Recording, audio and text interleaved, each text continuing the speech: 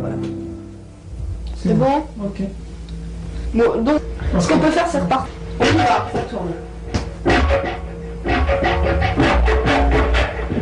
Donc, alors, une fois que vous avez choisi vos sons, qu'est-ce qui se passe? Alors, eh bien, c'est simple, j'ai pris les sons donc, sur plusieurs disquettes différentes, je les ai réunis sur ma disquette de travail, et alors maintenant, j'ai donc pour la chanson dont j'ai joué un petit bout tout à l'heure, j'ai donc toute mon instrumentation qui est prête. Ça veut dire que j'ai tous les instruments que je vais utiliser, pas tous les instruments de la chanson, mais tous les instruments de base, puisque j'ai que 8 possibilités avec l'ordinateur, tous les instruments de base sont là.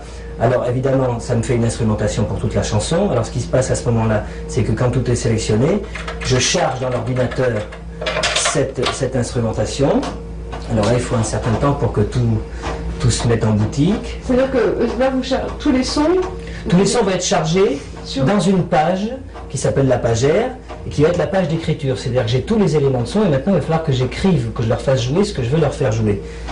Alors on attend que tout défile, hein. On va défiler le son du train, les cabassas, un tome électronique, une timbale et plein d'autres sons comme ça. Ensuite, je me mets à recharger cette instrumentation que j'ai voulu faire et que j'ai voulu programmer. Alors on ne va pas faire bien sûr toute la programmation devant vous parce que ça prend des heures, d'abord je ne le fais pas tout seul.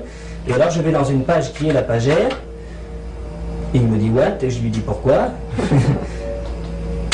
Alors là il va falloir faire le machin parce que voilà.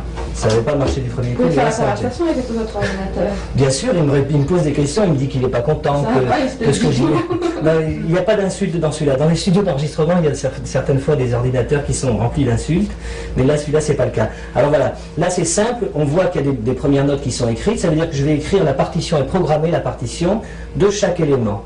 Ensuite, je vais retourner dans une autre page, je vais charger tout ça. Voilà, tout est installé, c'est-à-dire que là c'est la première manipulation que j'ai faite, c'est-à-dire que tous les instruments ont pris leur place, chacun sur une piste différente, et une fois que tout est programmé, c'est vraiment un raccourci, hein, enfin heureusement, parce que sinon je vous dis ça prend des heures, je retourne à ma page R, et une fois que toutes ces instrumentations ont été organisées, nous y voilà, j'ai plus qu'à appuyer sur play, comme ça, et ça me joue la musique. C'est facile, non? Voilà.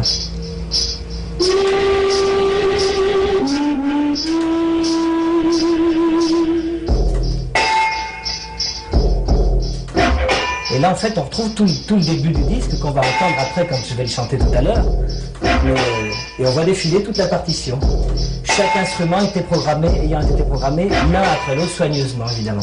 Et toute cette partition va accompagner la mélodie tout à l'heure. Et ça sera le mélange des deux, en fait. Voilà, absolument. Mais ça va évoluer, ça évolue déjà, puisque ce modèle-là, par exemple, va évoluer. Là, j'ai 8 possibilités de pistes en monophonie, c'est-à-dire une note à la fois. C'est un peu complexe, mais c'est comme ça, alors que cet instrument va prendre une extension et on va pouvoir aller jusqu'à 80 pistes polyphoniques. Ça veut dire qu'en fait, je pourrais préparer tout mon disque chez moi. Alors l'avantage que ça a, c'est qu'on n'a pas forcément les moyens des anglo-saxons de pouvoir rester 6 mois, 8 mois, 10 mois dans des studios. Donc ça veut dire que tout le travail d'arrangement, je peux le faire chez moi, je peux tout préparer, ensuite je prends mon ordinateur.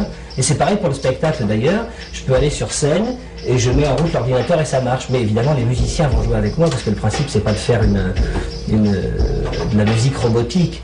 Mais c'est fantastique parce qu'on peut apporter au public quelque chose de, finalement je trouve, de plus sain et de plus vrai puisqu'on a vraiment les moyens maintenant de reproduire sur scène ce qu'on fait dans les disques. C'est-à-dire que sur scène, l'ordinateur ne vous apportera que, par exemple, un sifflement de train, que quelque chose qu'un musicien jouera pas. Voilà, c'est-à-dire pour cette chanson, par exemple, sur scène, on entendra ça, et c'est l'ordinateur qui va le jouer. Et par-dessus, il y a des claviers que moi je vais jouer, il y a le batteur qui ajoute d'autres choses ou qui fait des chœurs, un guitariste qui joue des... Bon, c'est ça le principe, c'est un instrument de plus. Beaucoup de gens croient que c'est la technique qui remplace tout, c'est pas du tout ça, en tout cas pas de la manière dont on l'utilise nous. C'est un instrument supplémentaire qui est fantastique et qui a moins de limites que les autres. Je trouve que c'est plutôt ça. Et une fois donc que vous avez terminé la mélodie et donc votre partition qu'on voit là, vous partez avec votre petit ordinateur qui a tout enregistré au studio d'enregistrement. Voilà. Et en plus, ce qui est fantastique, c'est comme maintenant le son des disques évolue aussi, puisqu'il y a un nouveau produit qu'il faut absolument promouvoir, qui est le compact disc. Bon, le compact disc est un instrument, est un système d'écoute qui est vraiment fabuleux parce que c'est ce qui est le plus proche du studio d'enregistrement en ce moment. Comme tout ça est fait par des ordinateurs et des systèmes qu'on appelle numériques, on enregistre sur des magnétophones digitaux et on arrive à avoir une pureté de son sur les disques qui est vraiment exceptionnelle. Donc c'est en plus, quoi. C'est encore un plus, oui. Ça fait plein de plus. Merci beaucoup. Bon, maintenant, ce que tu veux que je fasse, c'est Attends, faire... juste une chose, je vais te demander, est-ce que c'est possible? Non, quand tu veux. Ok.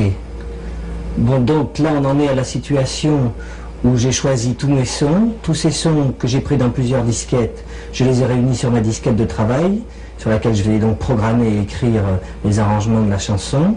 Alors, c'est pas compliqué, je prends à ce moment-là cette espèce de petit stylo magique et je charge cette instrumentation.